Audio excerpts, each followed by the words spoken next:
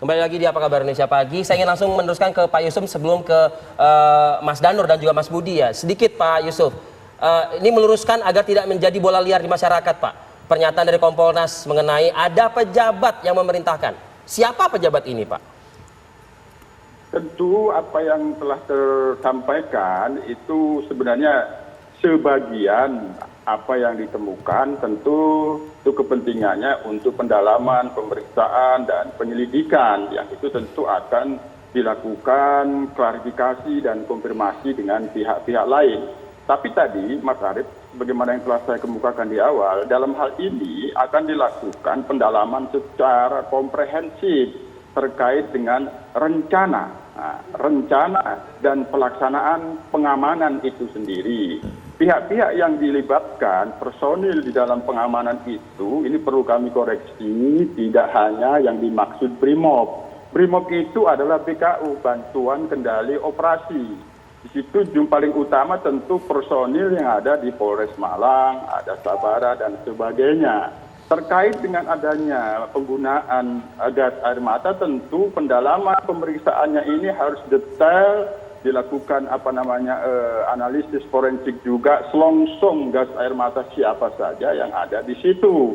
Sementara terkait dengan bagaimana kendali penggunaan gas air mata itu tidak bisa kita nilai secara parsial. Ini dikembalikan secara komprehensif perencanaan dan pelaksanaan. Hanya sekali lagi untuk perencanaan dan pelaksanaan pengamanan itu tanggung jawab ada pimpinan wilayah setempat, termasuk di dalam merencanakan sebelum dilaksanakan untuk pengamanan itu perlu dilakukan juga uji ataupun simulasi.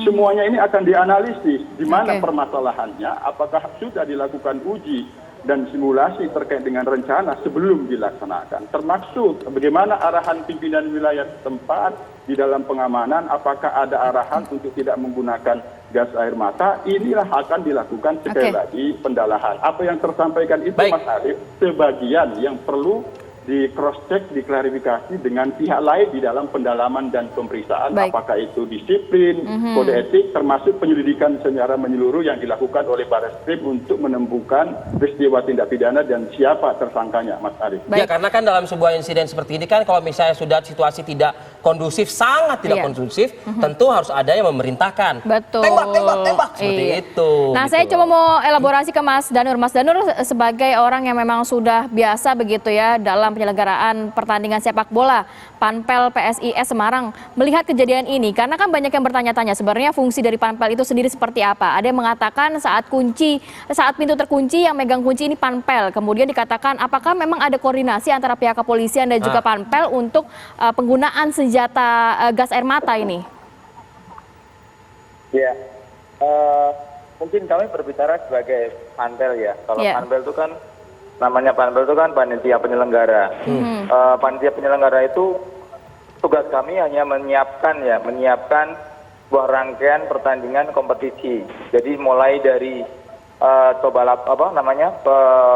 tim tamu mau hadir, perangkat pertandingan hadir, dia nginep di mana, kemudian perangkat pertandingan mau apa dan sebagainya macam, termasuk coba lapangan, termasuk kita mengadakan rapat-rapat koordinasi baik melalui kedua belah tim, kemudian dengan perangkat pertandingan, termasuk kami melakukan rapat koordinasi dengan pihak keamanan dan teman-teman supporter, mengantisipasi ini nanti supporter datang berapa, kemudian dia naik apa, dan nyampe di sini jam berapa, kemudian jalur masuknya dari mana, jalur keluar dari mana, sedetail itu begitu ya. Jadi alokasinya berapa, kuotanya yang harus datang berapa, itu dari awal Panpel itu sudah berkoordinasi. Jadi kami selalu melakukan bahwa tamu yang datang ke tempat kita, apalagi supporter lawan itu raja. Jadi kami harus melayani secara prima. Jadi mulai dari datang, masuk, duduk di mana, itu secara psikologis mereka harus nyaman dulu. Nah itu mungkin sampai di sini ada tugas dari Panpel, sampai pertandingan selesai, mereka masuk lagi ke bus atau masuk ke motornya untuk kembali lagi ke tempat asalnya. Itu mungkin tugas dari Panpel. Ya, untuk konteks kunci dan Koordinasi antara gas air mata ini begitu Mas Danur. Artinya kan tadi kan kalau Pak Yusuf, Pak Sugeng mengatakan ada briefing terlebih dahulu. Ya, kalaupun lupa diingatkan, kalau belum tahu ya dikasih tahu, begitu loh ibaratnya. Itu terjadi, Mas Danur. Ya kalau standar pengamanan, saya yakin aparat keamanan pasti punya standar sendiri ya, karena di lapangan itu kan mereka sudah punya standar. Mereka harus bagaimana, kemudian protapnya apa, itu mereka. Jadi kita hanya berkolaborasi bagaimana pengamanan di dalam dan di luar stadion itu aja. Kami nggak mungkin, kami tidak bisa harus begini, harus begini. Berarti Nggak, kalau tapi- saat ada tapi kericuhan itu memang diserahkan kepada pihak keamanan ya, tidak ada lagi koordinasi antara Panpel dan juga pihak keamanan ya? Ya, kericuan itu kan macam-macam ya. Jadi kericuan antar pemain sendiri atau apa itu pun sudah ada aturannya. Itu kita nunggu dari perangkat pertandingan. Katakanlah kalau perangkat pertandingan belum memberikan instruksi untuk melerai atau bagaimana, yaitu nanti kita berhenti dulu. Jadi Panpel itu sifatnya kalau sudah pertandingan berjalan, sudah ada perangkat pertandingan yang memimpin di sana. Oke. Oke, baik.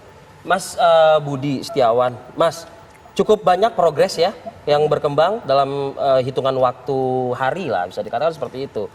Tapi catatan Mas Budi seperti apa dari penanganan yang sudah terjadi, baik itu oleh PSSI maupun juga pihak polisian atau TGIUF? Oke, saya mencoba membagi ini menjadi dua fase ya. Pertama, what now and what next. What now-nya dulu. Yang pertama, jumlah korban sekarang sudah 131. Dan situasi ini menjadi perhatian internasional. Kenapa ini jadi perhatian internasional? Karena ini bukan situasi perang. Ini pertandingan sepak bola tanpa supporter tim tamu. Tapi kok bisa korban jiwa sampai sebanyak itu? Pertanyaannya, kenapa sih dunia internasional ini sampai begitu concern terhadap hal ini? Ini kan ada kaitannya dengan event internasional presidensial G20 pada saat bulan November. Diplomasi yang dilakukan oleh Presiden Jokowi kepada Presiden FIFA itu bukan dalam rangka untuk mengamankan penyelenggaraan Piala Dunia U20, tapi untuk mengamankan kepercayaan internasional di G20 ini. Karena ketika FIFA misalnya memberikan sanksi kepada PSSI, itu kan artinya kan sama aja FIFA nggak percaya kepada Indonesia. Kalau itu aja terjadi, pasti kan penyelenggaraan G20 ini akan terancam. Terganggu juga. Terganggu, karena ini keselamatan kepala negara seluruh dunia kumpul di sini. Wajah nih. Wajah Indonesia. Artinya apa? Institusi kepolisian kita ratingnya saat ini berada dalam titik terendah terhadap situasi ini. Apa yang harus dilakukan oleh kepolisian? Pertama, kepolisian jangan lagi membela diri kepada dirinya dan juga anggotanya yang terbukti bersalah. Walaupun sudah ada yang dimutasi. Walaupun begitu. sudah ada yang dimutasi. Kita apresiasi itu. Itu kita apresiasi. Yang kedua, ini sudah harus mulai transparan, terbuka, dan penuh kecepatan dalam melakukan proses investigasi untuk muncul tersangka dalam kasus ini. Ini terakhir kan 31 orang anggota Polri sudah diperiksa, lalu dimutasi Kapolres Malang. Pertanyaannya kan di publik begini, mutasi itu bentuk hukuman atau bentuk mengamankan? Kan itu yang menjadi situasinya di publik seperti itu. Artinya sekarang adalah sebuah momentum bagi Polri untuk berubah nih di mata publik karena image-nya tidak baik. Karena kan sekarang kan sudah ada perbandingan penanganan dari pihak militer maupun Polri.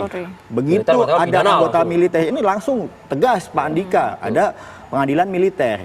Sementara di internal kepolisian kan nggak ada karena ini kan sipil. Artinya Anda sendiri Polri ini- merasakannya apa? Menyelamatkan kepala per kepala atau emang benar ada punishment di situ? Nah ini yang harus diuji ke publik. oke. Artinya kan begini, Polri sekarang harus legowo. Ketika ada anggotanya yang terbukti bersalah harus dibawa ke meja hijau, dipublikasikan. Bukan hanya bentuk sanksi pelanggaran, internal bukan gitu hanya ya? sanksi internal. Karena menyangkut 131 nyawa. Karena nih. menyangkut 131 nyawa dan kewibawaan Polri kepolisian dan G20 ini ke depan. Nah ini harus dielaborate nih oleh kepolisian bagaimana untuk bisa menunjukkan kepada publik, kepada pemerintah dan kepada dunia. Oke, itu baru satu poin mengenai baru satu pihak poin kepolisian, tentang tapi pihak nanti disambung lagi kepolisian. poin berikutnya ya, Mas Budi ya. Kita akan sambung lagi usai jeda berikut itu, tetap bersama kami di Apa Kabar Indonesia Pagi.